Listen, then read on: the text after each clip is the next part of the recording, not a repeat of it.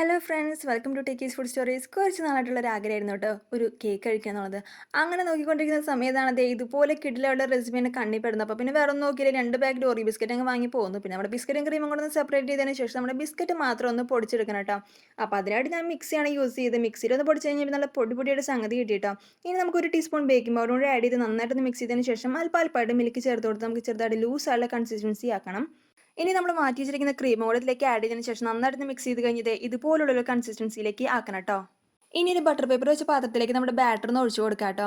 ഇനി നമുക്കൊരു ദോശത്തട്ടിൽ ഒരു സ്റ്റാൻഡൊക്കെ വെച്ച് നമ്മുടെ പാത്രം വെച്ചിട്ട് മൂടി വെച്ചിട്ട് 30 മിനിറ്റ് കഴിഞ്ഞ് നമ്മുടെ കേക്ക് ഇതുപോലെ ഒന്ന് റെഡി ആയിട്ട് വരും. പിന്നെ ഒരു പാത്രത്തിലേക്ക് മാറ്റുക. പിന്നെ അതിന് മുകളിൽ നമുക്ക് കുറച്ച് ഡയറി മിൽക്ക് ഒന്ന് മെൽറ്റ് ചെയ്തിട്ട് സ്പ്രെഡ് ചെയ്ത് കൊടുക്കാം. അപ്പോൾ തന്നെ കേക്കിൻ്റെ ലുക്കൊക്കെ ഒന്ന് മാറി വരും കേട്ടോ. പിന്നെ കുറച്ച് നട്ട്സും കൂടി ഉണ്ടെങ്കിൽ ആഹാ അടിപൊളി. ഞാൻ ഇത്ര നേരം ഇത് ട്രൈ ചെയ്യാത്തതെന്ന് എനിക്ക് തോന്നിപ്പോയി. അതുപോലെ കിഡിലൻ ടേസ്റ്റ് ആയിരുന്നു, വളരെ ടേസ്റ്റിയാണ്, അതുപോലെ തന്നെ വളരെ എളുപ്പമാണ്. അപ്പോൾ എല്ലാവരും ട്രൈ ചെയ്യാതെ പോലെ നമ്മുടെ ചാനൽ സബ്സ്ക്രൈബ് ചെയ്യാനും മറക്കല്ലേട്ടോ.